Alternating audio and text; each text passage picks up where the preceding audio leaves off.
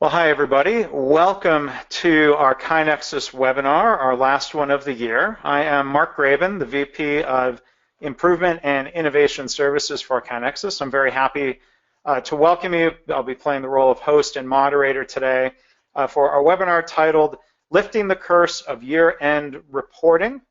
Our presenter is going to be Jeff Roussel, our VP of Sales. Now, before I introduce Jeff before Jeff introduces himself and talks about the why me, I want to introduce Jeff to you.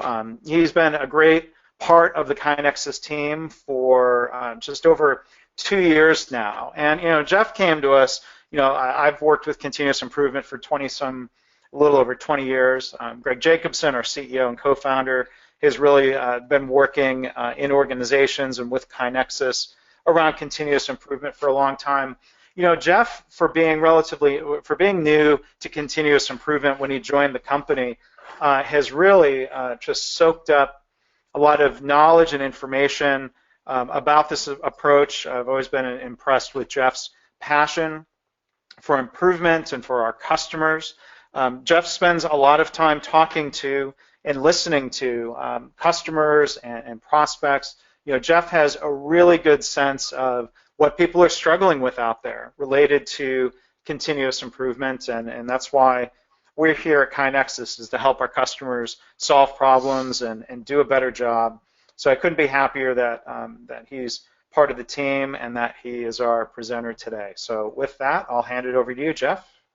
Great. Thanks, Mark. I appreciate that. And thank you all for listening to me today. Hopefully this will turn out to be pretty helpful for you. I wanted to kind of follow up with what Mark said by talking a little bit about kind of why me, why am I doing this presentation. And I think Mark's right. Part of that comes from the number of conversations that I have about the problems that our customers have around continuous improvement, and I end up brainstorming with them constantly on ways to try to solve those problems. And part of any good sales process is a discovery session where the goal of that is to learn about someone's problems and then try to figure out solutions to that. That's something that I do all day long. And so I hear a lot of common challenges from people about things like employee engagement and visibility and culture building and things like that. But I'll be honest, the most common challenge that people bring up to me is reporting results and how to figure out and how to measure what they're doing in continuous improvement, how to know if they're being successful, and how to develop a system where they can see the results of their efforts. And so that's what we're going to talk about today. We're going to talk about some ideas for how you guys can get better at your end-of-year reporting, and hopefully, this time next year we'll make the holiday season a lot less stressful in any way possible. So I wanted to start with a concept called the golden circle, and it actually comes from one of my favorite business authors. His name is Simon Sinek, and we've used him before here at KaiNexus, but he's a very deep thinker about leadership and about how we can influence others. And honestly, I recommend his books. He wrote a great book called Leaders Eat Last, and it's one that I read really at least once a year.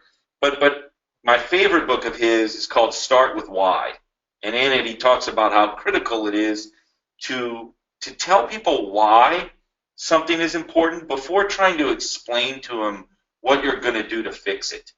So he talks about having to move from the inside of these circles to the outside as you try to solve a problem. And so to that end, I thought we'd start by talking a little bit about why continuous improvement reporting is important. And like any good webinar, I had to put numbers to the list that I made. So these are the 6 reasons why continuous improvement reporting is important. And so the first reason is that, and I think this holds true just about in any scenario that I've seen, is we tend to measure what's important to us. And so for most organizations, they'll pay lip service to continuous improvement, and they'll say they want to do it, but when you start to measure it, then you start to hold people accountable to it. And when you start to hold people accountable to it, they realize that it's important to you. And so I think one of the key reasons of why we should measure continuous improvement is because it signals that it's important to us. I also think it's important to know where you are so that you know where you're going. And I think too many times we get into the habit of we just work as hard as we can, and we try to, we let the chips fall as they may. And I think it's probably better if we figure out what the current situation is, and then we build a plan to get to the next step. But I think, again, reporting on continuous improvement, knowing where we are, is just extremely important. And I know, we use acronyms like SMART goals and KISS and things like that, but I think it's important to realize that, SMART goals mean something, right? They're specific, measurable, attainable, relevant, time-based. Well, the second letter there is measurable. So if we're going to set goals and we're going to go and achieve those goals, we have to have a way to measure that, right? The same thing goes, we're probably a lot of lean people on this call, right? The PDCA, well, the C means something, right? It means to stop and to check. And I think I hear all the time, people teach their organizations how to do this in their work processes, but they don't always apply the same discipline to the improvement process. So we have to slow down, we have to check, we have to make sure that we're moving in the right direction. Number 5, I think that continuous improvement reporting helps executives to remain committed to improvement. I think I see this time and again, oftentimes the improvement part of an organization is jumping up and down and trying to get attention for the work that they're doing. But if you can tie what you're doing back to business results, you can explain to your executives, how improvement is moving the needle, you'll be amazed at the level of commitment you'll get and then the amount of resources that you can end up using towards creating an improvement culture.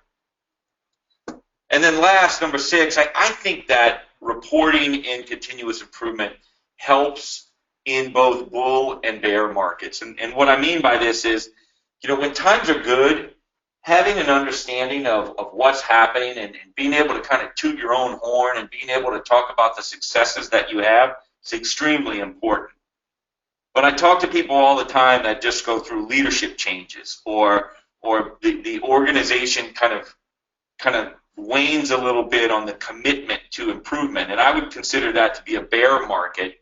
And having reporting, having visibility, and having justification in what you're doing allows you to communicate the importance of improvement and allows you to keep doing what you're doing, to add more resources to the fold. So, but at the end of the day, I think the thing I hear and the challenge that I solve to people or give to people all the time is you have to figure out your why. You have to figure out why you guys are doing continuous improvement and why it's going to be important for your organization to measure improvement effectively. And so I would really recommend that as you think through how to do better reporting, start with why. It's going to be one of the more important questions that you answer.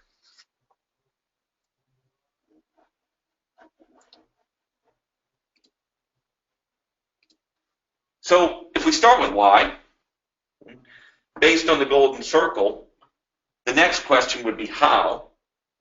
And so can't answer how until we answer why, and then we can't answer what until we answer how. Right? And so what we're going to talk about a little bit is the how side of it. How are we going to attempt to solve this problem of doing continuous improvement reporting?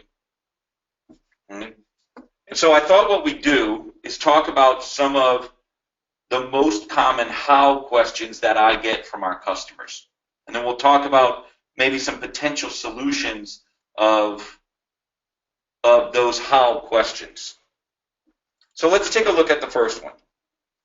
How do we develop a system that provides deep insights but is still easy to use? I think this is something that I hear over and over and over again. Just about every customer that we talk to wants to be able to pull continuous improvement insights from across their entire organization. But I think quite frequently they either can't do it, or it takes a Herculean effort to cobble things together from all the different teams and locations and et cetera. And so I think from hearing this just over and over again, what I've come to realize is that the problem most people run into is they're trying to pull together continuous improvement data from what I would call a Franken-system. Right? And that's kind of a play on the Frankenstein, whatever. But ultimately, it's a name that came from one of our marketing automation partners. It's a company called HubSpot, and quite frankly, we love HubSpot. They're one of our favorite partner organizations. But they describe the challenge of trying to cobble together different types of solutions to try to solve what should be a cohesive problem.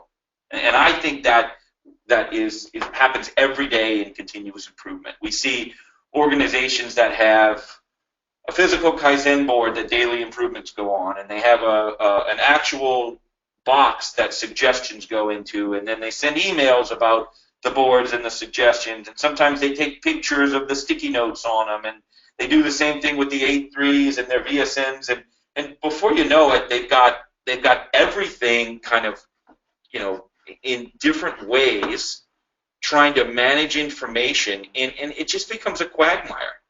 Ultimately, they try to replicate this across every department, and it's crazy. I'm not exaggerating. I saw one customer, they had over 100 locations email a spreadsheet every month that they then had to cobble together by a centralized process improvement group so they could figure out how many ideas were added to the boards across an organization. I mean, I'm as Mark said, I'm not a lean expert, but that has got to be in the 7 ways of lean somewhere, right? There's some waste in that process. And so I think that in order to develop a system that provides deep insights and is still easy to use, it's almost imperative that you get a platform. I'm not here to really pitch KaiNexus on this webinar, but I think that there is a benefit to having a system that helps your people kind of do improvement work. That way you can track improvement work. So my advice here is invest in some system. Look at your IT group.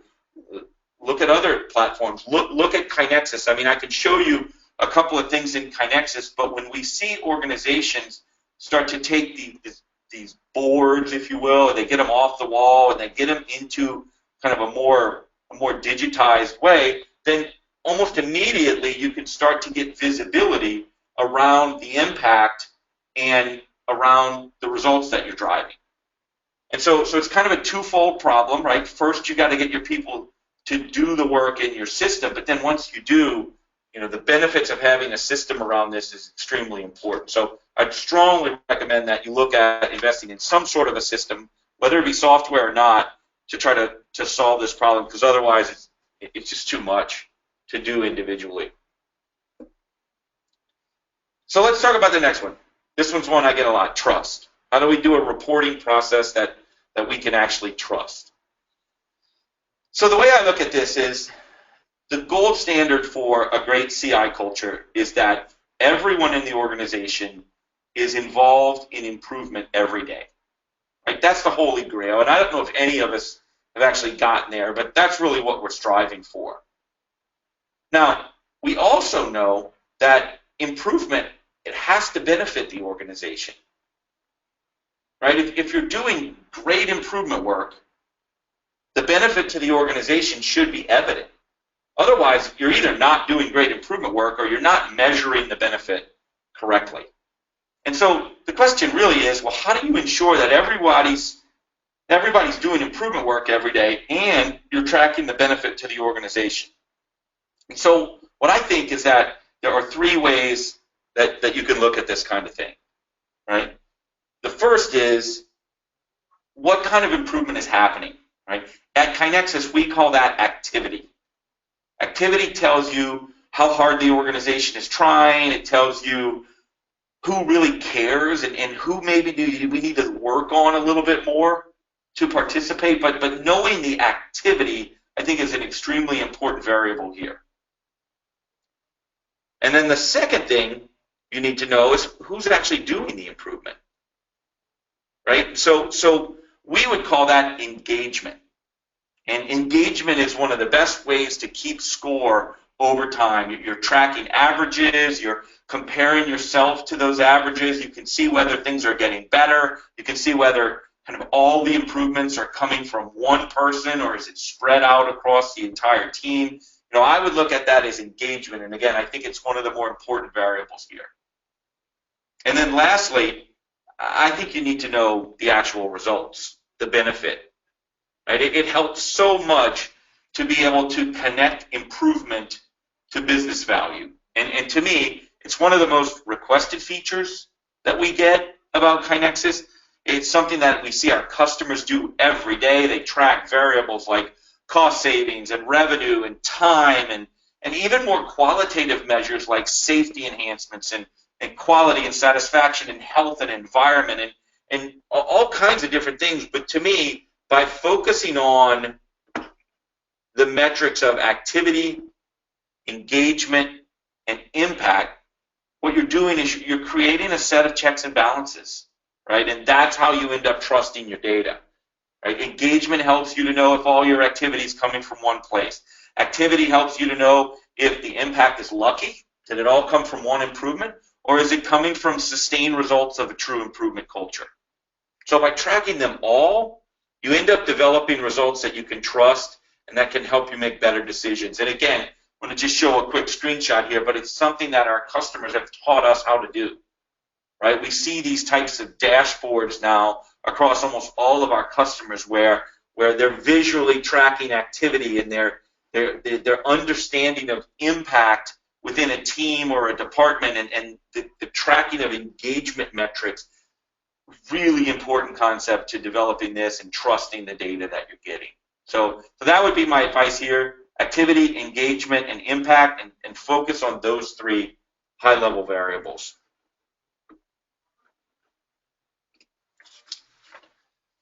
This is one that I think when people ask me kind of how they're really doing, one, I think they're just kind of probing a little bit because it's hard to get an answer around this, but I think they're really asking me two questions.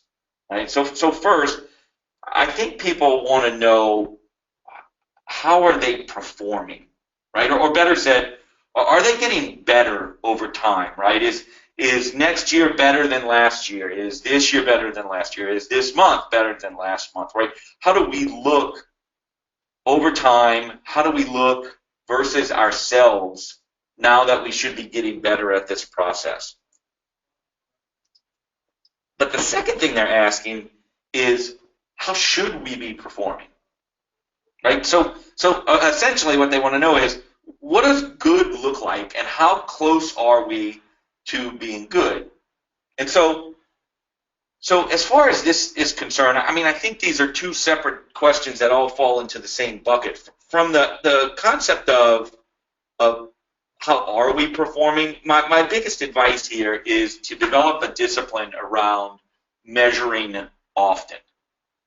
Right? Again, we teach this to our organizations in their work processes. We see daily metrics, we see weekly check-ins, we see monthly stoplight reporting. We should have the exact same thing for our improvement metrics. We need to get more disciplined, and we need to get where we're checking this on a regular basis.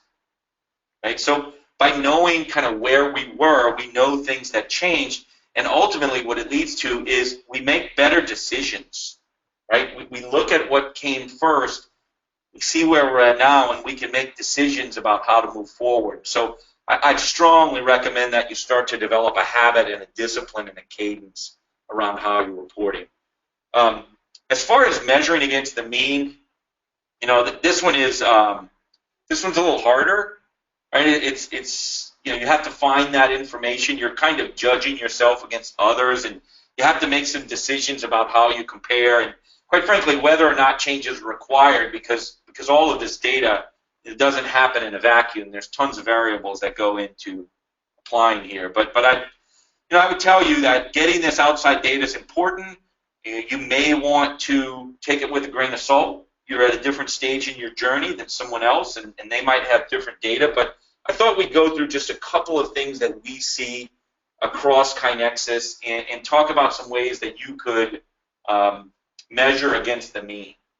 So 77%, this number is ticking upward right now, but this is something that we track very closely with our customers. We call it the implementation rate.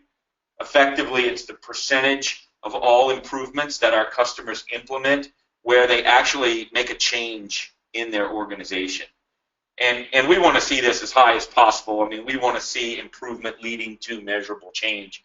But, I would tell you, if your numbers are way off base here, if you're only implementing a small fraction of the improvements that you're seeing, then there may be some things that you want to look at and you want to kind of keep an eye on, because this has just been the mean across our customers, and really between 75 and 85% has held steady over the last 3 years. So it seems to be a really consistent metric. Another one that's interesting is that across all of our customers, about 2.5% of their ideas have had a financial impact of more than $10,000, and about 1.4% of them have had an impact of more than $100,000. Now, here's the key. You can't just ask for these ideas. It'd be nice if you could. You've got to do 100 of them in order to get 1.4. But again, I think it kind of gives you some benchmarks that you can use just to understand, are we trending in the same direction as what we see in other organizations. Same goes here. I mean, this is kind of the same concept. If you could take 200 improvements within your organization, you should look and see if 4 of them worth at least $10,000 or 2 of them worth $100,000.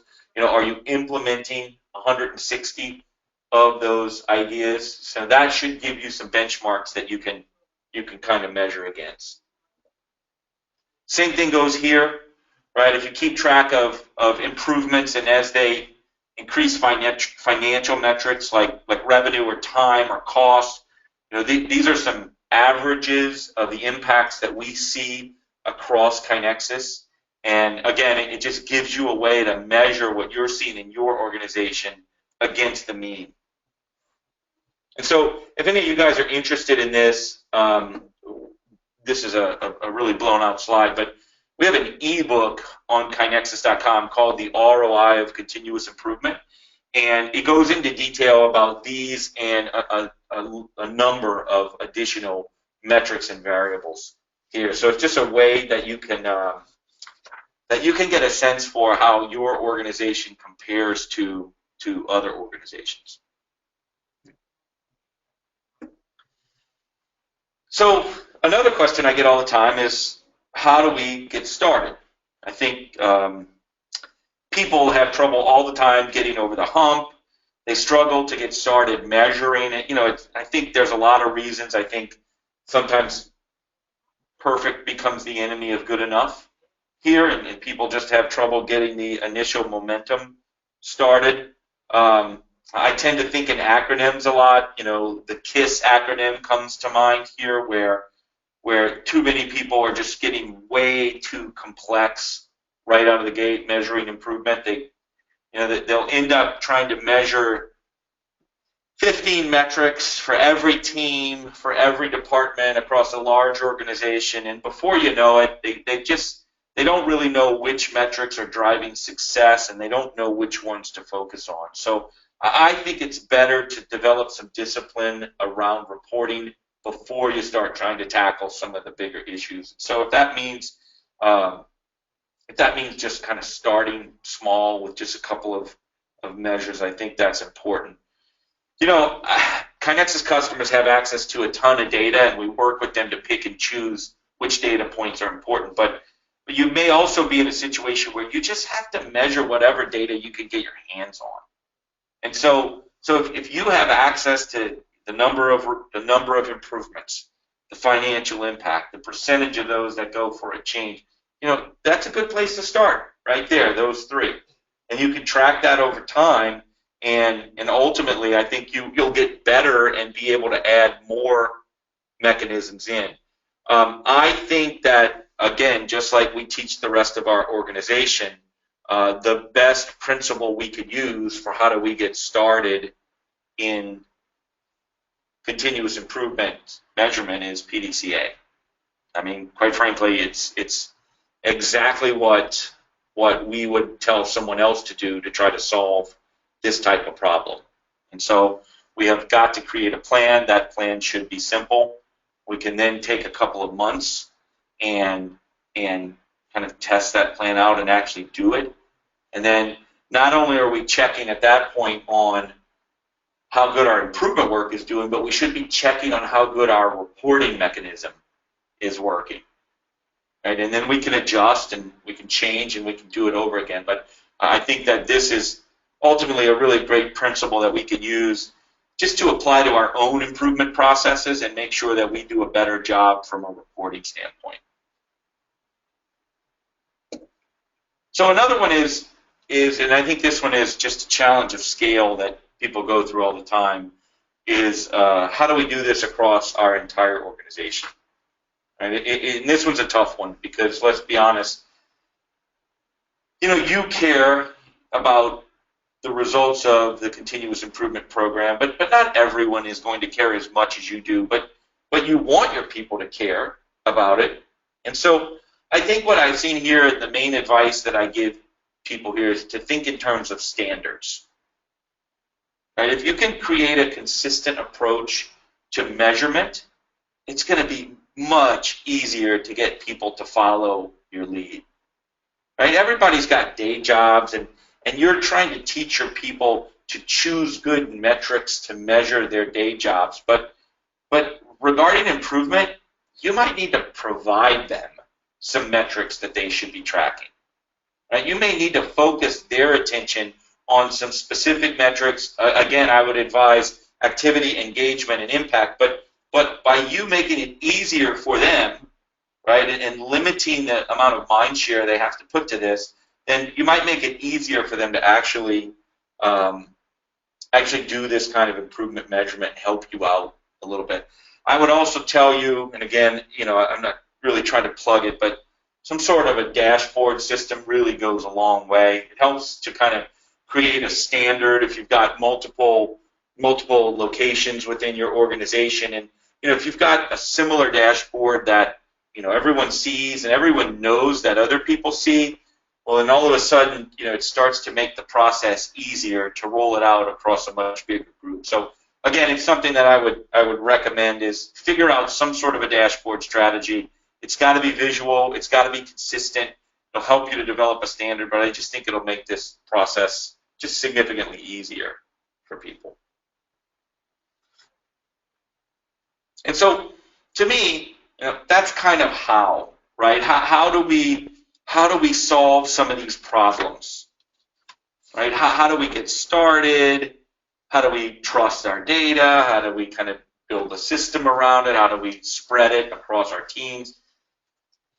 It is going to go back to, you're going to have to answer these questions. You're going to have to look at these problems, and you're going to have to decide how you're going to solve each one of them. That is a personal choice and a personal decision that you're going to make, but I think it's important to get there before you start getting into some of the tactics that you're going to use. But let's kind of talk about some of those tactics. I didn't want to leave this webinar without feeling like I was giving some actionable advice.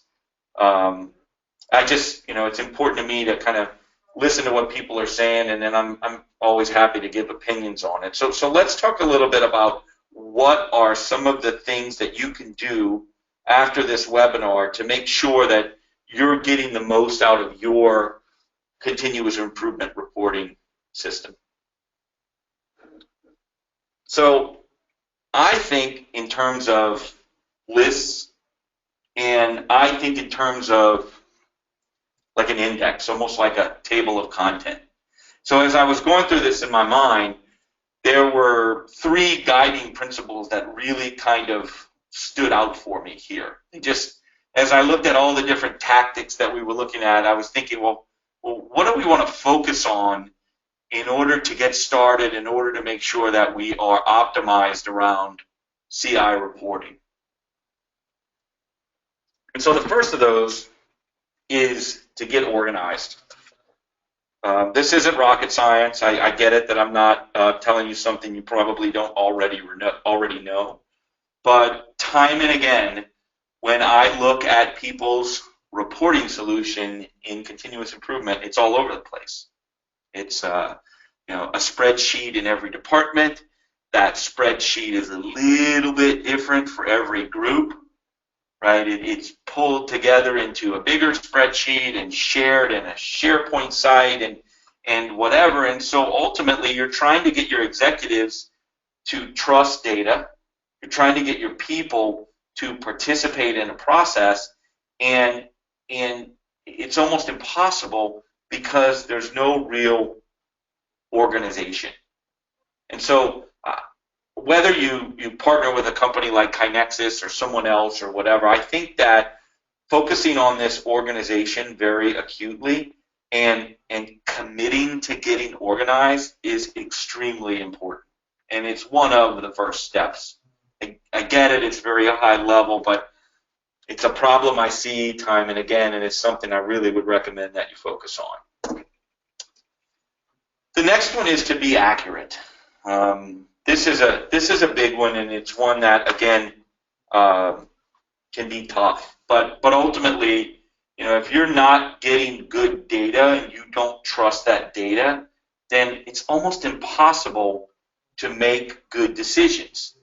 And so if you're not getting accurate, timely data from your whiteboards, if your spreadsheets aren't coming in, the same way every time, you've got a problem on your hands.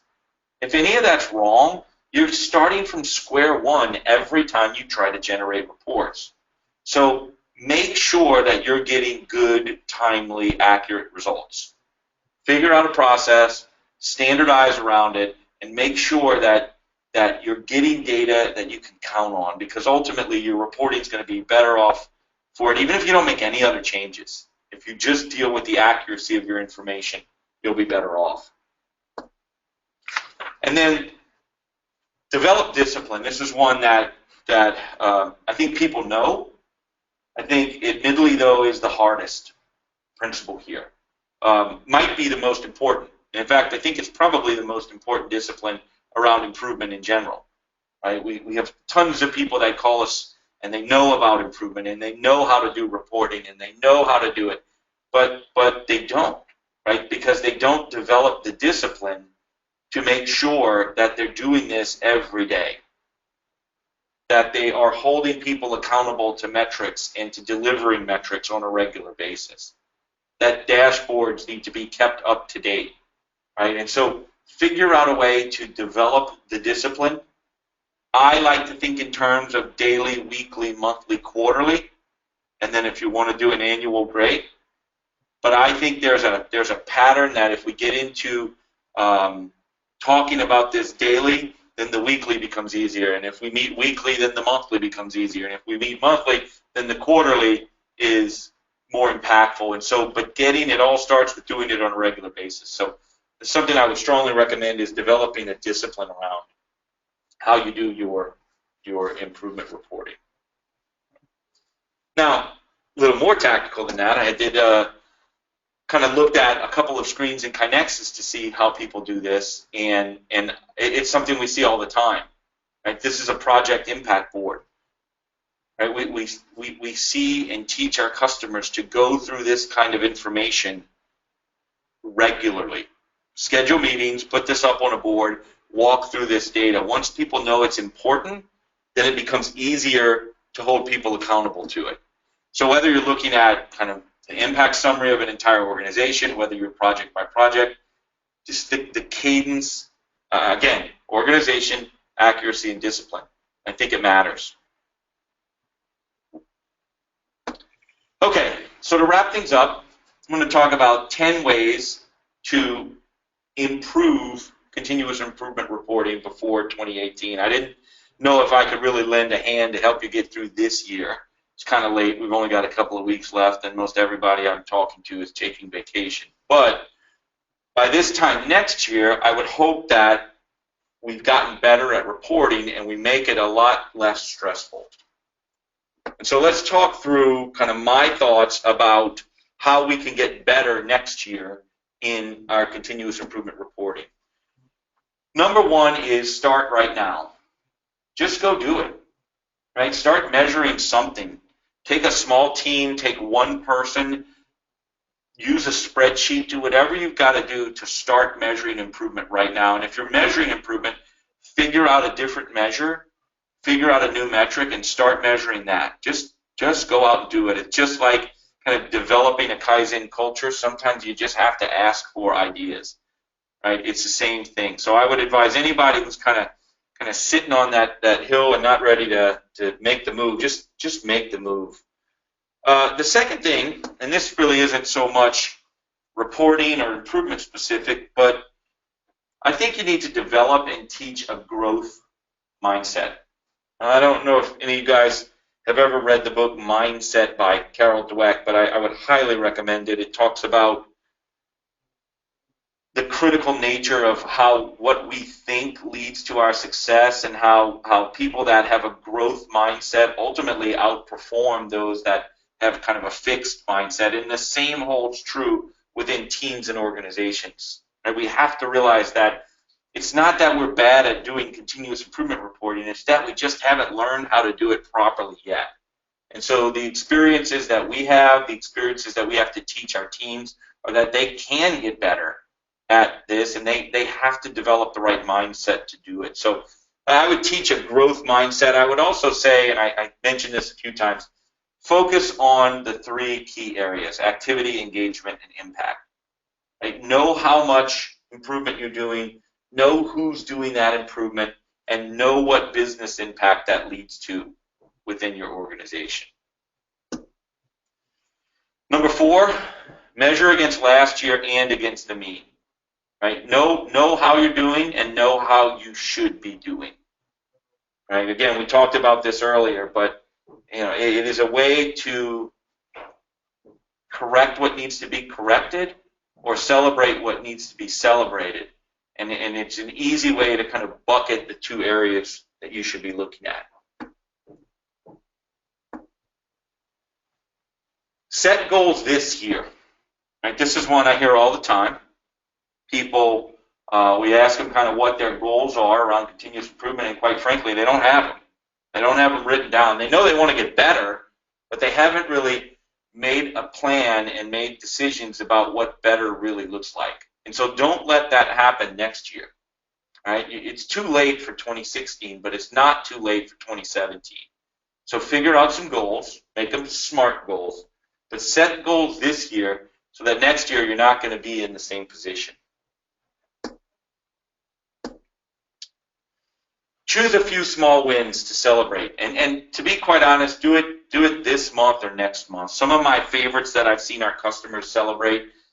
We had a customer that gave out an award for the smallest financial impact improvement, and it was pretty amazing because it kind of signaled to the organization that it's not all about money, and we do care about the small ideas, but it really was something that kind of got a laugh and made everyone smile and got everyone thinking about improvement. We've seen people give the wildfire award or the peanut butter award for the idea most likely to spread to others. You can get really creative with this, but choose a few small wins and celebrate those wins right now.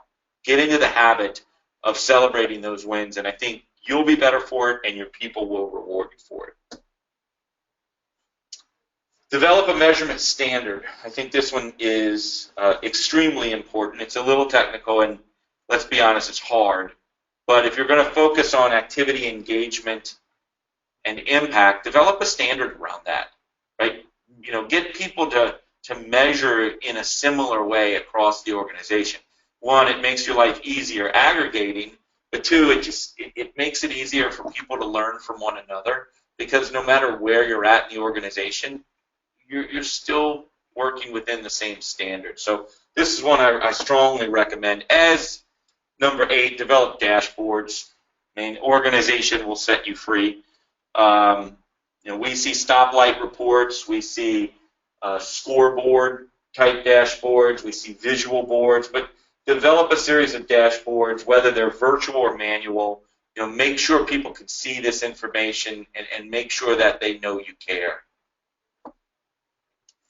And then I would say invest in a software solution designed to help. It does not have to be KaiNexus, but I'd love it if it was. But there's no doubt that as we get better in improvement science and as we get better at continuous improvement, software is going to play a role. It's going to make things easier. It will break down the barriers. It will help people to engage more frequently. Now's the time to think about that. Now's a great time. There's a number of solutions in the market. You should be looking at them. There's just no doubt in my mind that if you're going to improve the way you do improvement, then technology has to be part of that equation. So I would definitely recommend looking at that. And then last, and this is one that I think people forget more than any, is listen to your people. And quite honestly, we say it from a Kaizen perspective, is that the people who do the work are going to know how to improve the work. Well, your people who are helping you to measure improvement, they're going to be able to tell you how to improve that measurement process. So make sure you're asking them on a regular basis. Make sure that you're opening the lines of communication and getting ideas from them, and they'll pay you back tenfold.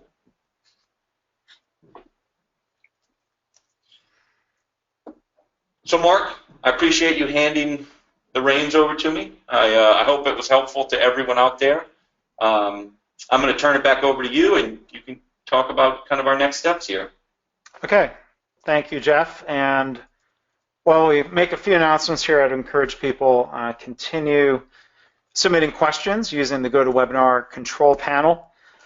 Our next webinar, I will be playing a more active role. I'll be the presenter on January 24th, 2017, a webinar titled How to Manage Your Improvement Metrics More Efficiently and More Effectively. So not just a matter of your year-end reporting of improvement results, but improvement metrics that could include on-time delivery performance for a manufacturer, patient satisfaction metrics for a hospital, ongoing operational metrics, and how to take I think simple yet statistically valid views of your data on an ongoing basis. So how do you know when you need to do some root cause analysis, or how do you make sure you're not just overreacting to every up and down in the data set?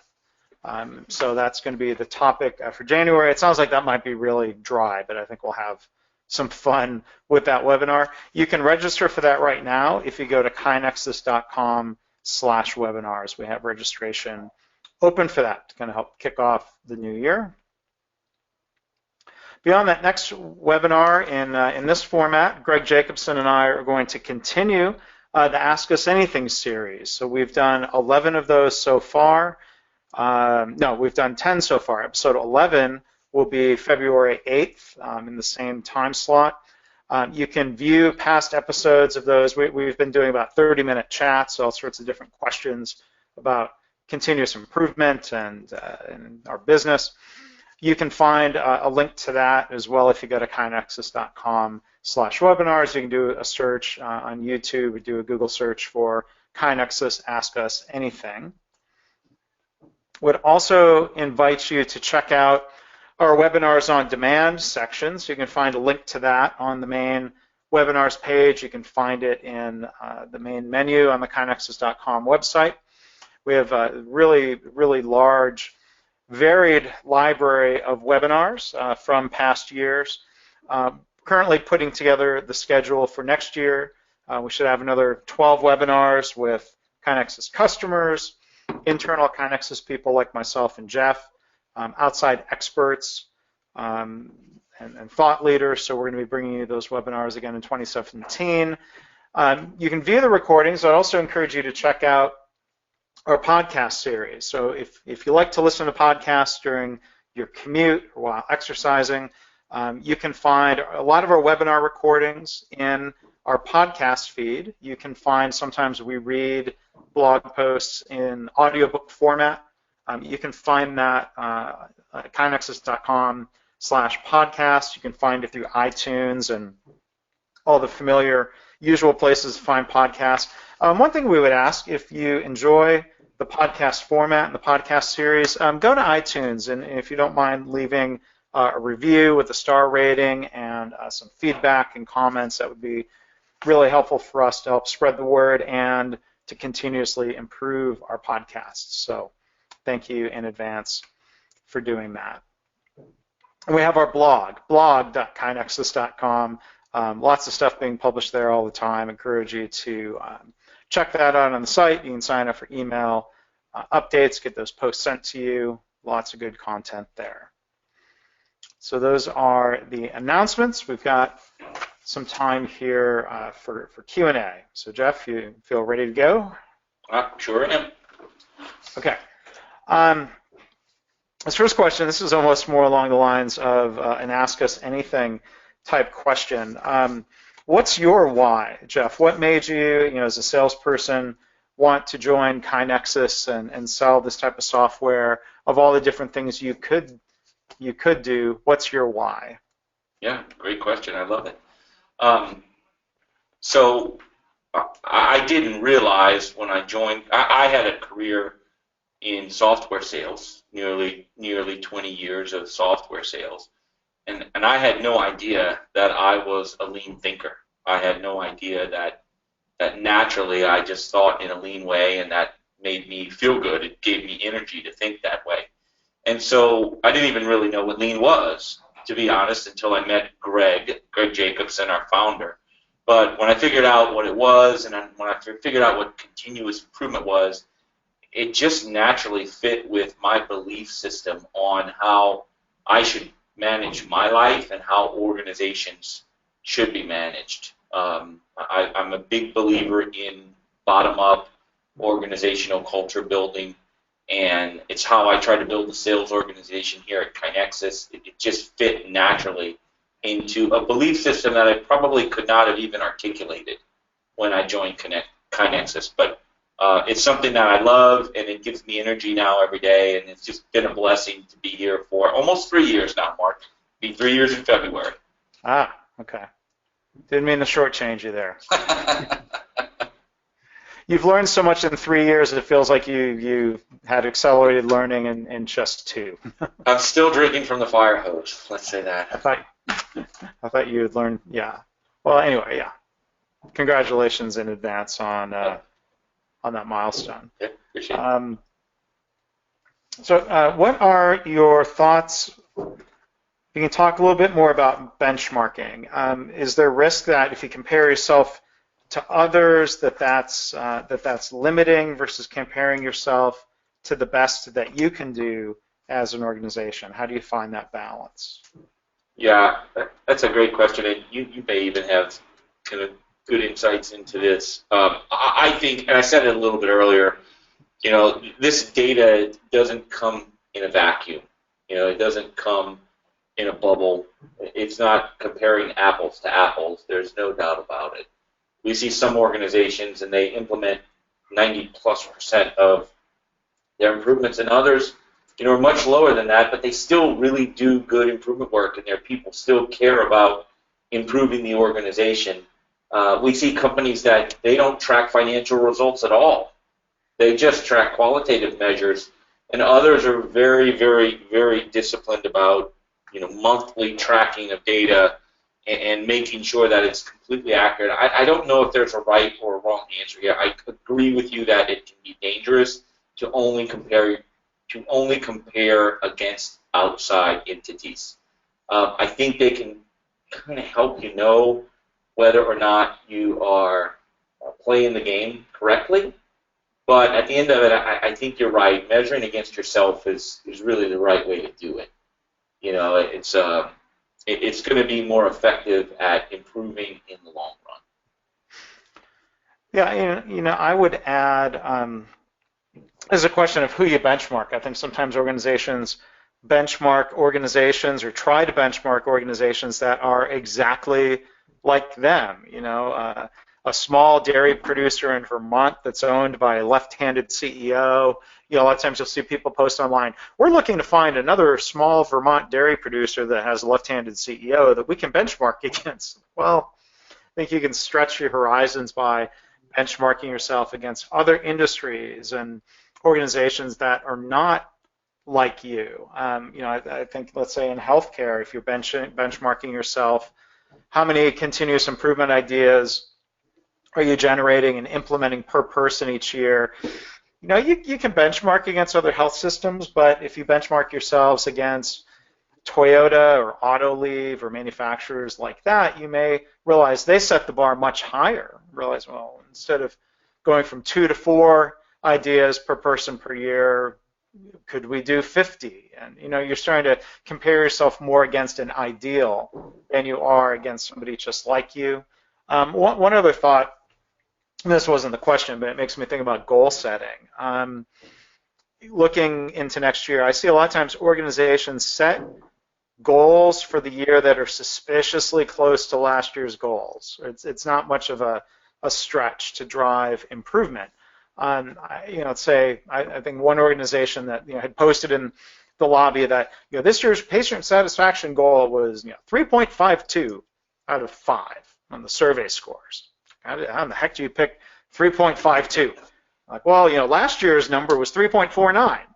I'm like, well, that's 3.52 and 3.49 are essentially the same number. That's something I'll talk about in my January webinar. Someone there listening says, well, no, one's higher than the other. But, well, when you take into account variation and the messiness in data or noise in the data, 3.52 isn't necessarily better, and it's certainly not significantly better. So that's the other thing I would raise. Set goals that are challenging, and use that to spur more improvement. Yeah, and Mark, I'll add to that just quickly. One of the things that surprises me every time we look at the data in KaiNexus is how the industry doesn't seem to matter. Right. It's how it's the same. We've got top performers, middle performers, bottom performers across a ton of different industries, and you can't look at the data and really benchmark based on industry. So yeah, that's interesting. That's a good thought. Here's a question, and Jeff, maybe if you can navigate back to the slide with the impact board. Okay. The questions to here that you went. I was still reading that when you jumped past it. Can you take a little bit deeper dive into? Yeah. So I kind of showed this. These boards have become a very popular way for our customers to compare different things. We have these boards that can be drawn out for this one, just showing all the different projects in an organization and happen to be tracking financial impact. Remember, we talked activity, engagement, and impact, and so we could have boards like this for each of those 3 measures. But what we've seen is that in some instances, what you're not necessarily trying to get a total, you're trying to compare multiple things, and these dashboards like this are extremely helpful for that.